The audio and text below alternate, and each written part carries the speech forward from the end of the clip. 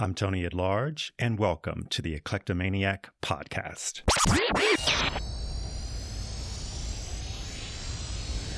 This month, our guest is singer and songwriter Jay Phoenix.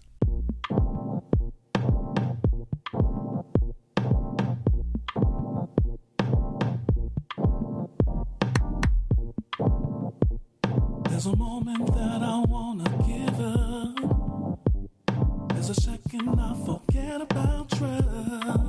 Jay Phoenix is an ASCAP Award winner and Dove Award nominated songwriter and vocalist. Hitmakers across the pop, jazz, R&B, hip-hop, and gospel genres have all recorded his tunes. He is the writer of the title track of the platinum-selling album All That I Am by R&B artist Joe, as well as Thug's Mansion by hip-hop superstar Tupac. Thug's Mansion appeared on Tupac's posthumously released album Better Days and was nominated by the Source Awards for Male Solo Artist Single of the Year. Jay Phoenix has also written for Earth, Wind & Fire, Canadian country artist Michelle Wright, Tony Award winner Heather Headley, and jazz legend Nancy Wilson, with whom he forged a special bond. She told me so many great stories, and she was so encouraging of my talent. And that was my first major artist that recorded any of my songs. She was the first one. His songs have been featured in a number of films, including How to Be a Player, Kelly Clarkson's film debut, From Justin to Kelly, the Robert Townsend-directed Baps starring Halle Berry, and The Brothers with Morris Chestnut, Bill Bellamy, and Shamar Moore. Jay Phoenix has released 2 solo albums, his debut, titled Masterpiece, released in 2007, and Undiscovered Territory in 2014. His music is soulful, timeless, and real. Heard a conversation the other day. Brother man was breaking down his pain. Jay Phoenix is incredibly talented and industrious. His trajectory to working with some of the biggest names in music began as a teenager in New York, bolstered by his passion for music and a series of key mentors who believed in him and endorsed his gifts. He found success and has been riding the wave ever since. Jay Phoenix talks about his rapid ascent in the business, the invaluable lesson he learned from R&B great Luther Vandross, and his thoughts about the ever-changing music industry. I'm thrilled to welcome Jay Phoenix to the ECLECTIMANIAC radio show.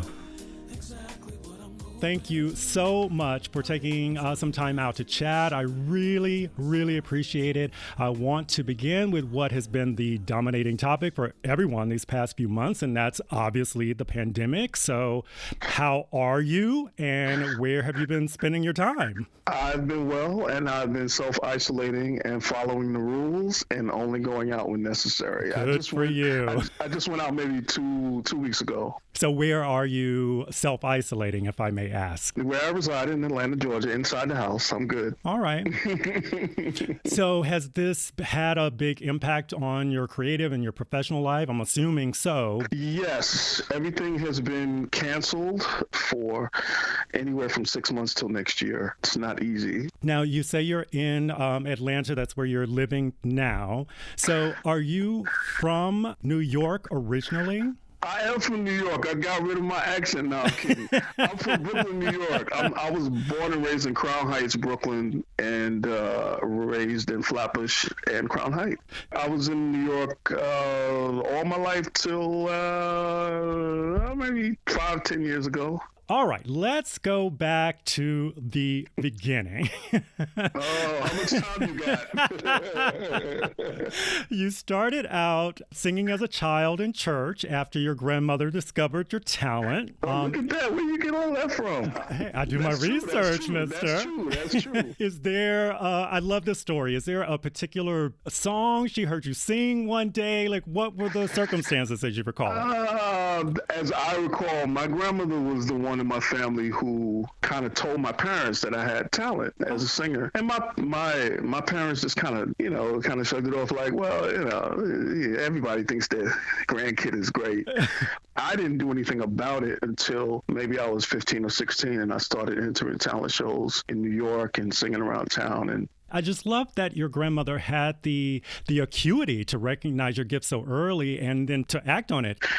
When I turned about 11, she gave me a organ. This was before the cool keyboards came out. She was always buying me music stuff because she would teach me how to play a little bit of piano. She knew how to play a little bit of piano. And everything I know how to play on the piano, I learned from watching her. She even told my mom to put me into voice lessons. And Mom would laugh. She was like, what? You know, but it wasn't that deep. It was just like, it was kind of like she noticed something. She knew that it was there, you know, and it was like, you know, if I was like, yeah, whatever, you know, you go to school, learn, get your education and keep it moving. I'm loving your grandmother. Is she still with us?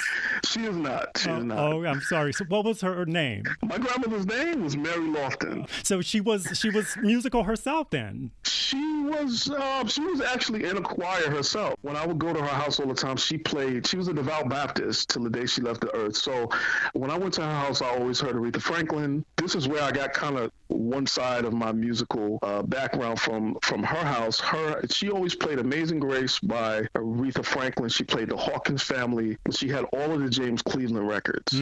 So she played all of that. And then, you know, I grew up in a house. My father was a huge music lover. So I grew up listening to James Taylor and Carole King and the Beatles and Motown, and that was always playing. There was always music playing in my house. My father was he was very much into jazz. He was a jazz connoisseur. So I remember hearing that from when I was a kid. So you had a very well-rounded musical education. Yeah, but I thought it was normal. I thought it was normal. I thought everybody, listened to all that stuff. Then my mom she loved Gladys Knight, and she loved the Supremes, and she loved the Motown, and she loved Smokey Robinson. Okay. So, but my father, he listened to everything. So when did you know that you would pursue music as a career? I thought I could do a little something maybe when I had entered a couple of contests, singing contests in New York, and I placed. I always placed first, second, or third. I won a little bit of money, and I won a trophy, and I was always winning these talent shows. And I said, maybe I could do something with it. And from then I started joining bands and getting involved with anything musical. I just threw myself into it. And that was about 18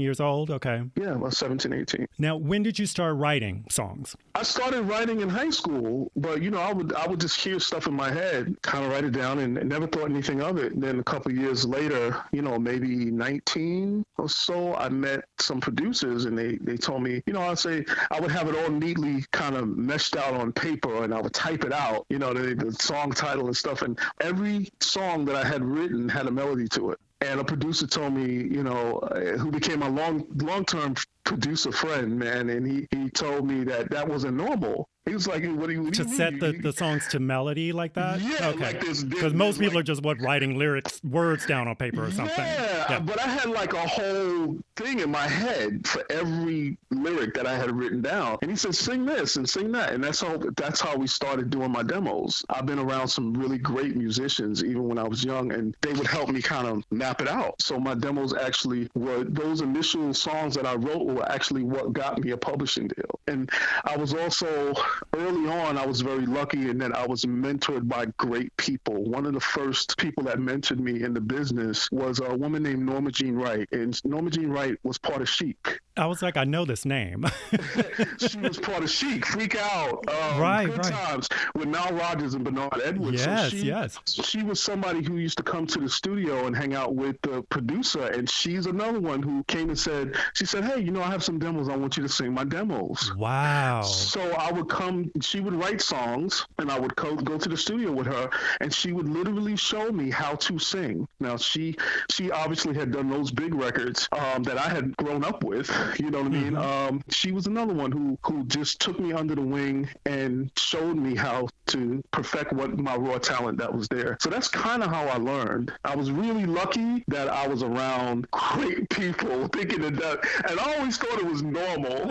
Because it was just coming to you, yeah. Yeah, it was just kind of just happened. It happened that way. So I thought, okay, cool. She was also the first person who taught me how to get paid for what you do. Very important.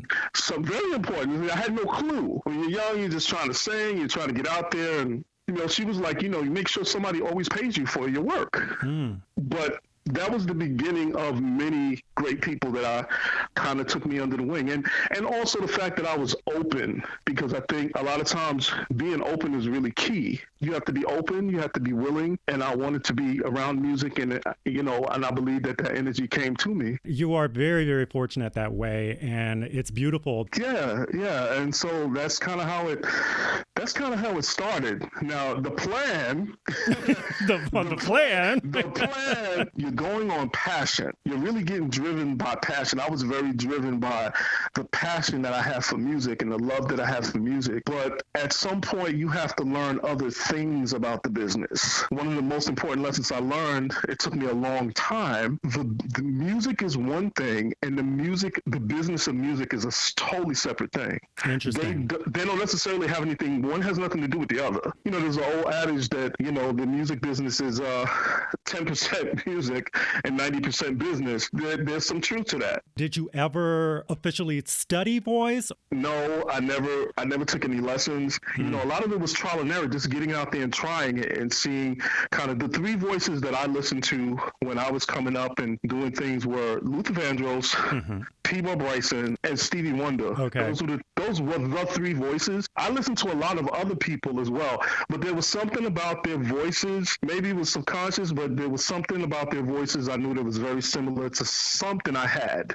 The person who sort of encouraged you initially in your songwriting. There was a producer named Bert Price. He was the first producer that I ever worked with, and he was the one who kept always encouraging me to do that. And ironically, he is the person who I went to write Masterpiece with. So we've had a very long relationship. Okay. And then, slowly after that, I got involved in what we all call the music business and starting to experience. But, a couple of things happened before I actually got into the business, and when I say officially got into the business, I mean as a songwriter. I was actually signed as a writer in '94. There was a whole 4 years of me going through stuff before that happened. I see. One of the first people that I dealt with a lot of famous people, but I learned some really big lessons, hard-hitting lessons in the beginning, because one of the first people that I crossed paths with was Luther Vandross. Get out of town. He was assembling a group.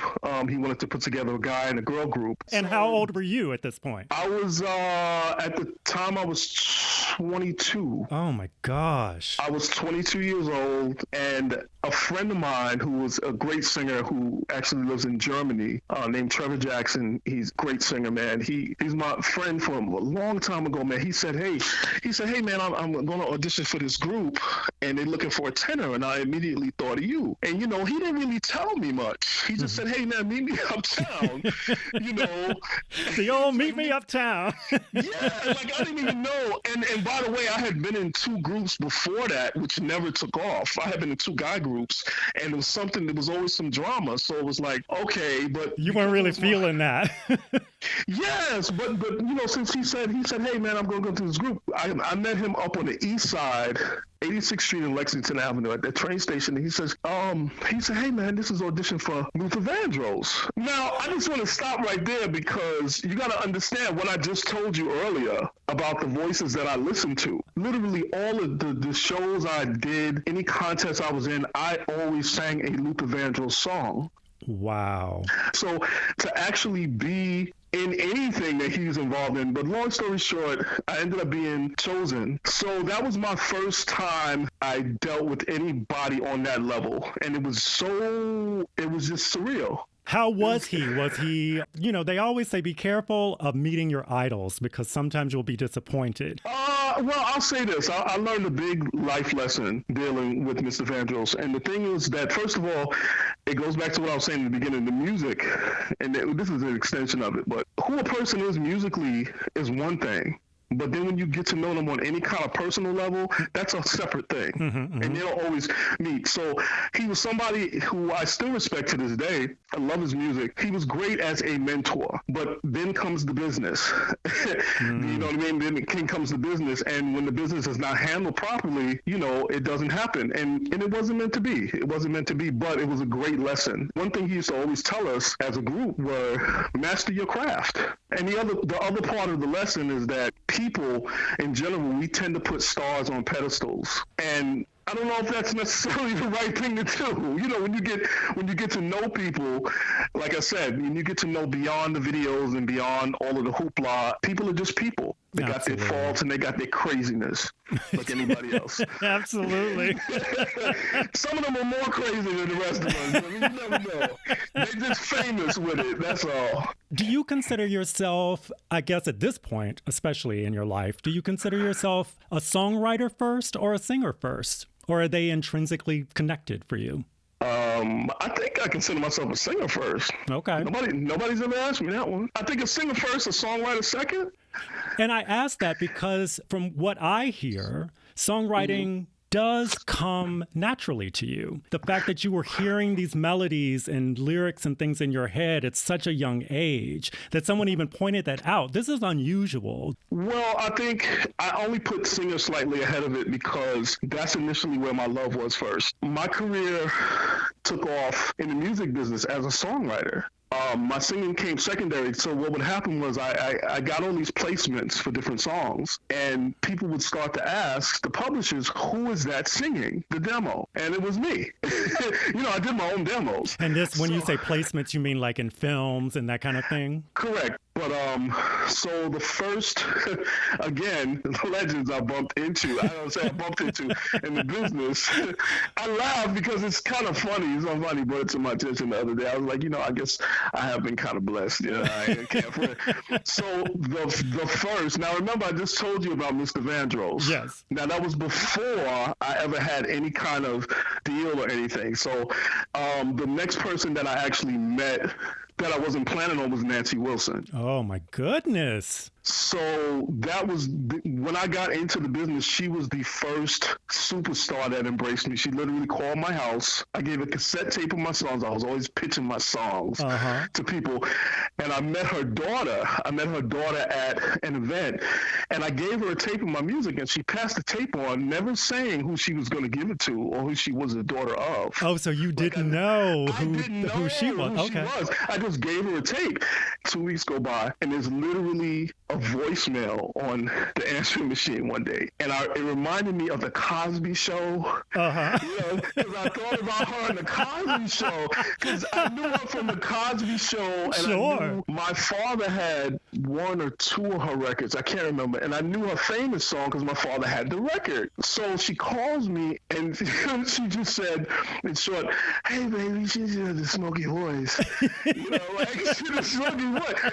"Hey, baby, this is Miss Wilson. I'm just calling you. I want to talk about these songs. Number one, number two." I had 5 songs. I remember getting 5 songs on that. "I want to talk about number 1, number 2, number 3, number 4. Okay, call me back." It was really just like that. And what happened was I ended up being embraced by her. She really took me under the wing. I called her my play aunt, and I ended up meeting her many times and going to her shows and hanging out with her. She told me so many great stories, and she was so encouraging of my talent. So I ended up working with her on one of the songs. She ended up recording one of the songs that were on that tape, and it ended up on her 60th album. I think it was the last album she recorded, If I Had My Way. And that was my first major artist that recorded any of my songs. She was the first one. That's insane, right? This is destiny. You were destined. And it did well. You know what I mean? I mean, the whole album did well, but just to be affiliated with anything that she's affiliated with was just an honor. So right after that, I wrote a song that got recorded by a group called Anointed. It was a gospel group. It went to number 1 on the gospel charts, and it was also nominated for a Dove Award. And at the same time,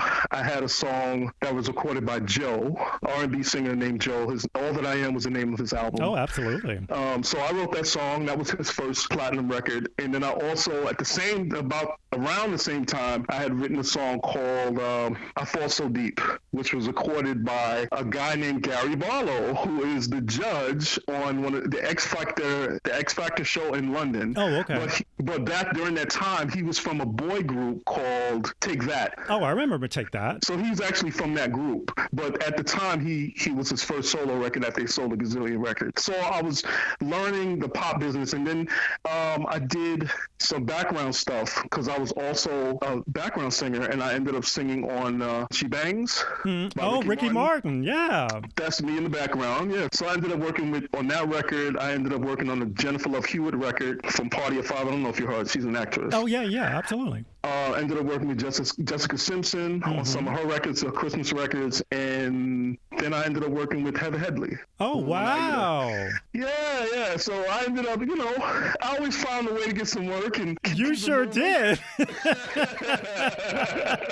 It's been good. Many people know that you co-wrote Thug's Mansion by Tupac,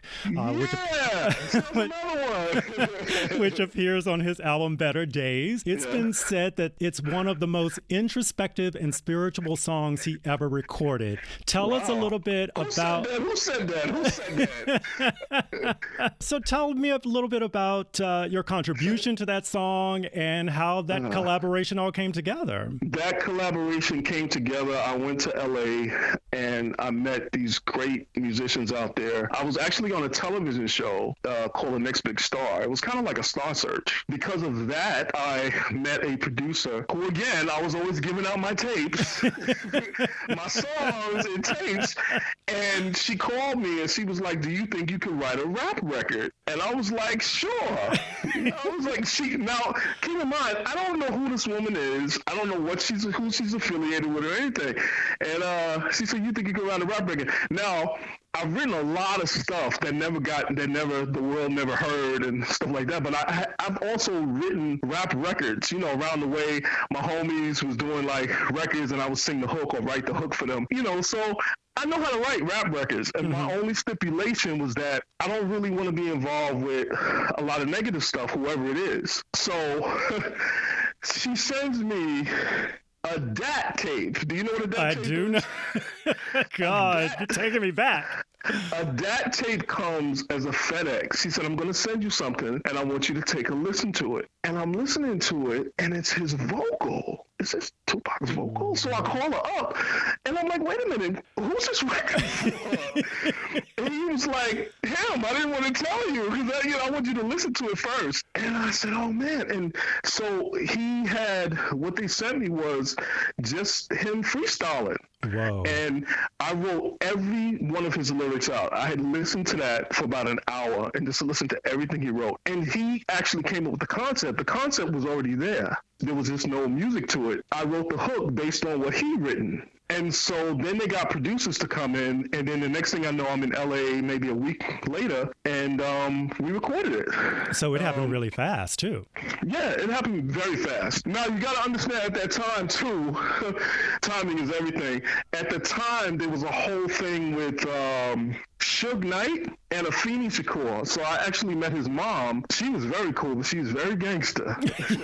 And when I say gangster, I mean we drove out to Calabasas, and it was an armed guard at the house. It was a house. Oh, man. There was an armed guard standing outside the house, security guy with a gun, and there was one at the back. And I was like, "Wait a minute, what's going on? What's going on?" And we're going into a house. It's a regular house. That's crazy. But when I walk in, there's literally like 6 panels. There's 3 engineers there.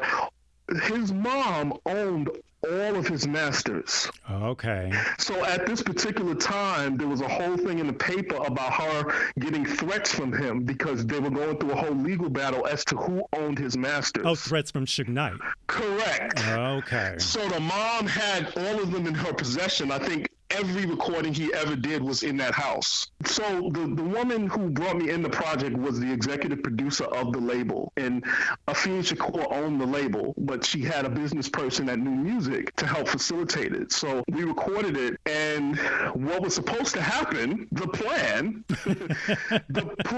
not my plan, the plan was with the record company and all these people involved, with somebody like that, they were going to get somebody who was already signed to sing it. Do you follow what I'm saying? I was just demo. It was not demo when I did a real recording, but the 3 names that were passed around that I heard about were R. Kelly, Jaheim and David Hollister. Okay. For whatever reason, over the 6 months, it didn't happen. For whatever business thing, here comes the business. You know what I'm saying? Yeah. I don't know if they asked for too much. I don't know the details. I was not privy to that. But I had done my job as a writer, and I thought, okay, well, whoever they get, I'm sure it'll be great. But by the grace of God, they kept my vocal. Do you understand what I'm saying? Wow. That wasn't the plan. It was supposed to be one of them that have millions of records and sell records and a hot or whatever. And the company, they didn't know me. I was the only unknown on the record. So they were like, who is this guy? So basically, the woman that brought me in fought for me to stay on the record. They kept my vocal.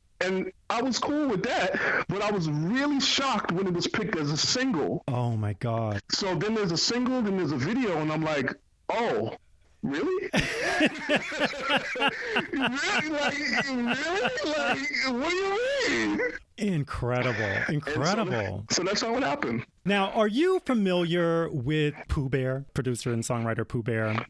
Yeah, that name sounds vaguely familiar. Longtime collaborator of Justin Bieber, but he goes way back. He's worked with Mariah and Usher and 112. I think Peaches and Cream, was his first big track. Peaches and Cream by 112? Yeah, but I was reading an interview with him not too long ago, and he was asked who would be his dream artist to work with, and he said Celine Dion. So how would you answer that question? Who would be like a dream collaborator or a person to record one of your songs? Oh, man. Well, I almost got close once. Whitney Houston would have been one. Annie Lennox. Ooh, that's an interesting choice. Sade, Jennifer Hudson. Now, totally sort of going into a whole nother tangent now. I used to be a big fan of American Idol in its original run. And I understand you have a connection with a couple of Idol alumni, namely Bo Bice and Katharine McPhee. Tell me about that as an Idol fan. Bo Bice, I ended up recording a commercial. We did a Monopoly commercial. I think he was in Nashville, and we recorded it in New York. So it was the whole technology thing. And then Katharine McPhee, I met Katharine when she was 17. She was on the same, remember I was telling you about that talent show? Yeah. She was on that show. Okay. So I met her and her mom at that time, and I gave her some tapes of my songs. I love it. No, they weren't tapes. They were CDs. No, I'm kidding. I don't want to age myself. They were CDs. But I kept in touch with her because I remember she came out and she sang Fever. I'll never forget it because I was sitting in the audience watching her rehearse, and I went right up to her. I was like, this girl's got it. And it's ironic because she ended up recently marrying David Foster. Yes. So the song that I was telling you about with Gary Barlow, called I Fall So Deep, was produced by David Foster. Was it really? Yeah. So it's kind of funny. It's like, oh, okay, it's all in the cycle there. If you are just joining us, my guest this month is singer-songwriter Jay Phoenix. We'll talk more after the break. Hi there, Tony at Large here, and thanks for listening to the ECLECTIMANIAC podcast. I invite you to also check out the ECLECTIMANIAC radio show. Yours truly, along with my co-hosts, Seth Davis and Jeff McKinney, riff on current events, interview guests across a wide range of creative fields, and play a lot of fun, kick-ass music. We love pop culture, mononymous singers, drinking Prosecco, traveling the world, and disco. It's a gay old time. The ECLECTIMANIAC radio show airs the second Monday of each month at 8 p.m. via live stream at WGXC.org. Full episodes are available the very next day on social media. Follow Tony at Large on Instagram and Twitter to not miss a beat. Current and archived shows are also available at my website, tonyatlarge.com, as well as Apple Podcasts. Welcome back to the show. We now return to my conversation with Jay Phoenix. Radio days, I wanna go back just a little bit, my radio days. I remember radio, I remember stereo, I remember bass and treble, I remember highs and lows, I remember feeling good with melody. as we've been talking about just deep love of music, your father's deep love of music, yours, I'm the same way. And your song Radio Days from your sophomore album, Undiscovered Territory, really, really resonates with me. You know, I was that kid at night when everyone was asleep. I'm under the covers, listening to my radio and, you know, that whole thing. So talk to me a little bit about that song. And what is your opinion of the current state of songwriting and the types of songs that tend to become hits these days? I think the types of songs that tend to become hits these days are formulaic and it's repetitive, but I think that there's something essentially missing with the actual craft of songwriting. You know, sometimes you hear just, you know, kind of a chorus and it seems to be production driven, you know, the meaning that production precedes everything, more than the song. I came up in a business that people always tell me, if you write a great song, you should be able to have a great production around it, but you can also just have just you and the piano player play it and it has the same effect. I'm not going to down anybody trying to do what they're doing, but I think the new generation has a different perspective of how they get music through. It's highly technological. Everybody's doing beats. You know, there's something missing, in my opinion. You know, it's coming from my experience too. A lot of the new millennials, they don't really know who Stevie Wonder is. So you kind of addressed a little bit of this in Radio Days. I mean, that's what I kind of hear. It's like that longing for that element that you say is missing today. Yeah, like, you know, you came up with music and it was a whole total experience. It wasn't just the musicality of it. It was the vocals. It was the runs. It was the riffs. People had a unique sound to their voice. Nowadays, I can't tell the difference. You know, if I hear 5 songs, it sounds like they all sound like the same person. You released your debut album, Masterpiece, in 2007. Was that always the dream to release a solo record, or was that...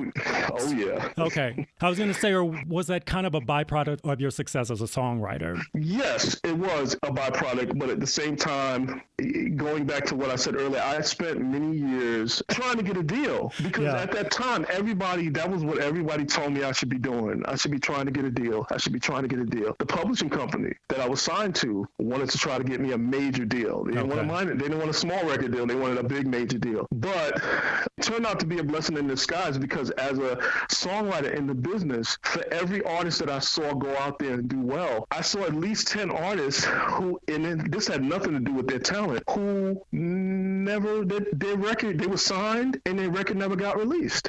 The record never got released, or they didn't believe in it, they didn't know what to do with it. The list goes on and on. That's the business. Masterpiece was a result of I have all the resources to put together my own record. At the end of the day, when stuff fades away and you're not as famous or you don't have as many hits or you're not the hot thing, nobody can take away my ability to write and sing. Nobody can do anything about that except me. Right. So that is the album that I would have loved to have done. Both those albums are the albums I would have loved to have done if I was signed years earlier. Do you follow what I'm saying?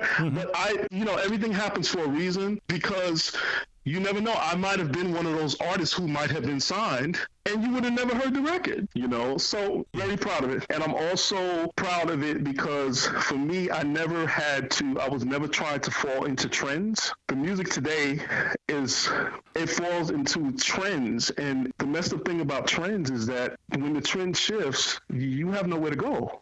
Because your music doesn't fit anywhere. There's music you can play. You can play Masterpiece now, and if you didn't look at the year, you might think that was recorded last month. Timeless. It has a timeless quality. Correct. And I think, that's something I've always strived for. That's not going to change. Now, correct me if I'm wrong, but I read that your song Sweet Freedom, which is from your debut album, you recorded it on the debut album, was considered at one point for Beyonce. Is that true? That is true. It was supposed to be in the Fighting Temptations. Oh, okay. Here goes the business. There's music and there's the business. Remember what I said at the beginning? One has nothing to do with the other. So her father came in and basically said they're going to scrap all of the songs that the movie wants to use and the director wants to use, and his daughter's going to write everything. Okay. And that's why you have the soundtrack, and if you look in it, you'll see nobody's writing anything except her. Matthew. That's business. But at the same time, Masterpiece, I had a song called Be Around, ended up in a movie called The Brothers. And I also had a song called I Fall So Deep, which is my vocal, which is in Baps. Baps, yeah. Not a great movie, but still. It's a cult favorite. Talk to me a little bit, if you will, about the music industry. How do you see it today, especially after navigating it all these years? Is it really as brutal as it seems? It's a different industry. I mean, real talk, because everything is online. The whole art of actually sitting in a room with someone and writing a song with them, there's something very organic that's missing. Now, we've talked about a lot of the singers that you admired or respected. Who are some specific songwriters that you respect? Burt Bacharach, Hal David, James Taylor. I love Babyface. Dude is brilliant, man. Jimmy Jam and Terry Lewis. Brenda Russell. Oh, yeah. Good one. Good one. And there's the Bill Withers and the Curtis Mayfields, and, I may be going back a bit. But, hey. Lionel Richie, I idolize, man. Gets no better than these people. Now, I always end each guest segment with what is called the ECLECTIMANIAC questionnaire. It's just a series of quick questions, getting to know you a little bit better. So what is it, like the first thing that comes to mind? Exactly. You got it. Okay. Oh, boy. Okay. What turns you on?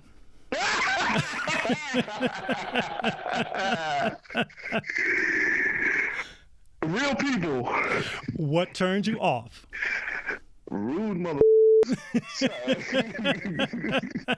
What do you value most in your friends? Integrity and honesty. What would be harder to give up for you, coffee or alcohol? Alcohol. The first record you purchased with your own money. Oh, wow. Soul to Soul? What was your first concert?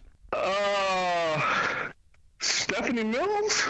A song that you love no matter how many times you hear it. Live Like You Were Dying. First celebrity crush. Melinda Williams. The Beatles or Rolling Stones? Rolling Stones. Prince or Michael Jackson? Oh, come on, man. Prince or Michael Jackson? Prince. Favorite junk food? Corn chips. Favorite drink? Vodka tonic. Twitter or Instagram? Instagram. And your favorite place in the whole world? Home. Nice. We've been getting a lot of that lately because I think everyone's just in the pandemic state of mind. I'm enjoying my home. Me too. Well, oh my God, thank you so much for being so generous with your time and everything. This has just been a joy. Best to you. I hope once all of this blows over, the world continues to open up for you. Thank you. Well, thank you so much for having me. I appreciate it. You can find additional podcast episodes at anchor.fm and my website, TonyAtLarge.com. Don't forget to connect with me on Instagram and Twitter at TonyAtLarge. Ciao for now.